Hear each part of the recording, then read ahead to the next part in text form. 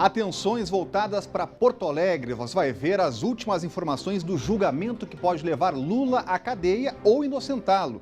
A gente traz os detalhes, os resultados, possíveis implicações políticas e o que diz a acusação e a defesa. Nova frota, a GDF entrega 50 ônibus de última geração que vão atender principalmente Planaltina.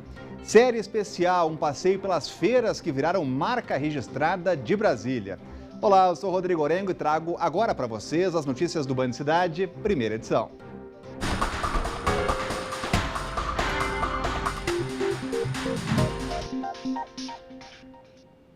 Olhos voltados para Porto Alegre hoje. É lá que acontece neste momento o julgamento do recurso do ex-presidente Lula, que foi condenado a 9 anos e meio pelo juiz Sérgio Moro no processo do Triplex do Guarujá.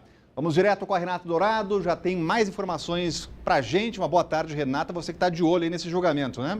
É isso, Rodrigo. Muito boa tarde para você, uma excelente tarde para todos que nos acompanham. Um dia muito importante para a política brasileira. O julgamento, Rodrigo, começou pontualmente às 8h30 da manhã. Foi aberto aí pelo presidente do Tribunal Regional Federal. Em seguida, foi a vez do relator ler a peça dele. Então, o relator, desembargador João Pedro Gebran Neto, fez a leitura desse relatório, apresentou os argumentos de defesa, os argumentos de acusação. Essa leitura durou cerca de meia hora. Em seguida, foi a vez do Ministério Público Federal se manifestar.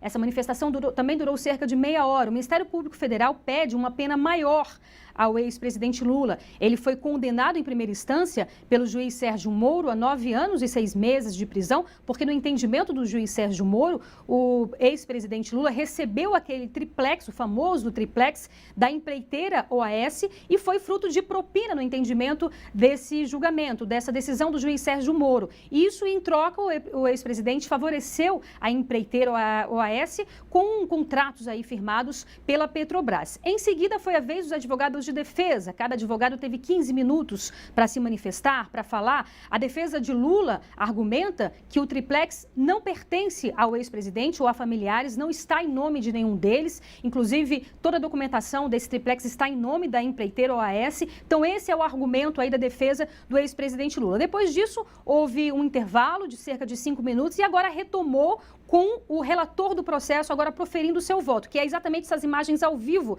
que nós temos agora. Então, esse relator está proferindo o voto dele. Cada desembargador, os 3 desembargadores vão proferir o voto a partir de agora. Não tem tempo, não tem prazo para que eles façam essa leitura do documento.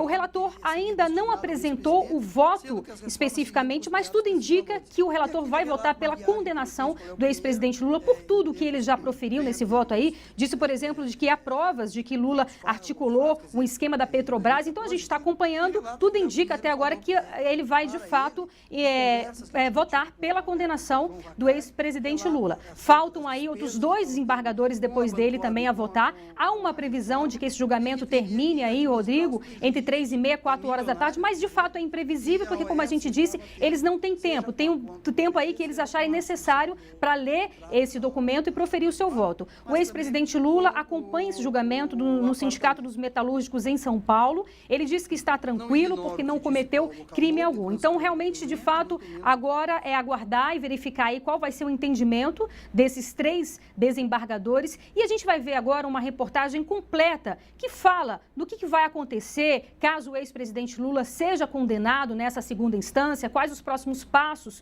que isso pode ter com relação a ele e se ele também foi inocentado, o que pode acontecer. Vamos ver agora nessa reportagem completa sobre o tema. A defesa pediu aos desembargadores do TRF4 que o ex-presidente possa recorrer em liberdade aos tribunais superiores, caso a condenação de Lula seja mantida pela corte nesta quarta-feira. Os advogados também querem que os juízes considerem a prescrição dos crimes de corrupção e lavagem de dinheiro atribuídos ao petista pelo juiz Sérgio Moro. Eles sustentam que o suposto benefício a Lula, a reserva e reforma do triplex no Guarujá, litoral de São Paulo, teria ocorrido em 2009. E esses crimes, lavagem de dinheiro e corrupção, prescrevem em 6 anos. Além do ex-presidente, condenado a 9 anos e meio de prisão, vão ser julgados os recursos de Léo Pinheiro, ex-presidente da OAS, que tem pena de 10 anos e 8 meses, do ex-diretor da OAS, Agenor Magalhães Medeiros, condenado a 6 anos, e do presidente do Instituto Lula, Paulo Camoto, absolvido, mas que requer troca de fundamentos da sentença. Também vão ser analisadas as apelações do Ministério Público Federal contra 3 ex-executivos da OAS, absolvidos em primeira instância. Se em Curitiba o juiz Sérgio Moro toma as decisões sozinho, na 8ª turma do TRF4, responsável pela revisão das sentenças da Lava Jato, os julgamentos são feitos por 3 desembargadores. Há vários cenários possíveis para o ex-presidente. Se Lula for absolvido, o Ministério Público Federal poderá recorrer no próprio tribunal. Em caso de condenação, há 2 hipóteses. Com placar de 3-0, ou seja, unanimidade, a defesa do ex-presidente pode entrar com um recurso chamado embargos de declaração, analisado pelos 3 desembargadores da 8ª turma. Se o placar for 2-1, cabe também outra apelação, embargos infringentes. Neste caso, o recurso será analisado por 6 desembargadores, da 7ª e 8ª turmas do TRF4. Pela lei da ficha limpa, Lula pode ficar inelegível se for condenado, porque ela não permite o registro da candidatura de quem tenha sido condenado por um órgão colegiado da Justiça, como o TRF4. Mas além dos recursos ao Tribunal Regional, a defesa do ex-presidente pode entrar com recursos no Supremo Tribunal Federal e no Superior Tribunal de Justiça, para poder concorrer na eleição deste ano. O ex-presidente também pode registrar a candidatura mesmo sem o pedido de liminar. Neste caso, o Tribunal Superior Eleitoral vai ser chamado a se pronunciar. Enquanto não houver uma decisão final, Lula pode manter atividades de campanha, como comícios e propaganda na TV. Cláudio Humberto, muito boa tarde. Dia importante hoje, reflexos, repercussões aqui em Brasília. E a gente falou com o relator da ficha limpa na Band News. A situação, em caso de condenação, não é nada boa para o ex-presidente. Não, o relator, que foi juiz, né, hoje é advogado, Marlon Reis, é um dos criadores da lei da ficha limpa. Ele deixou claro, ele lembrou que a lei é clara, né? Condenação em segunda instância implica em inelegibilidade imediata. Como no direito brasileiro, o direito processual prevê o recurso da liminar, é possível que o presidente tente uma liminar e obtenha essa liminar para registrar a sua candidatura. Mas isso, em algum momento, talvez até antes da eleição, será decidido pelo tribunal do ministro que a conceda.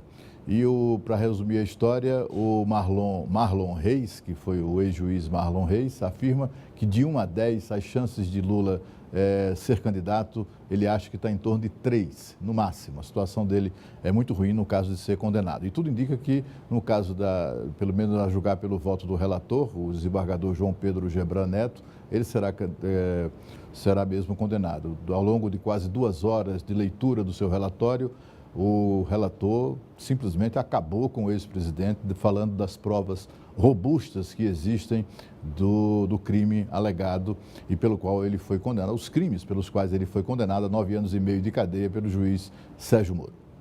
A gente vai continuar acompanhando, Cláudio, justamente o julgamento, trazendo mais informações para você. E a seguir, uma reportagem especial que explora as peculiaridades das principais feiras do DF. O Band Cidade volta já.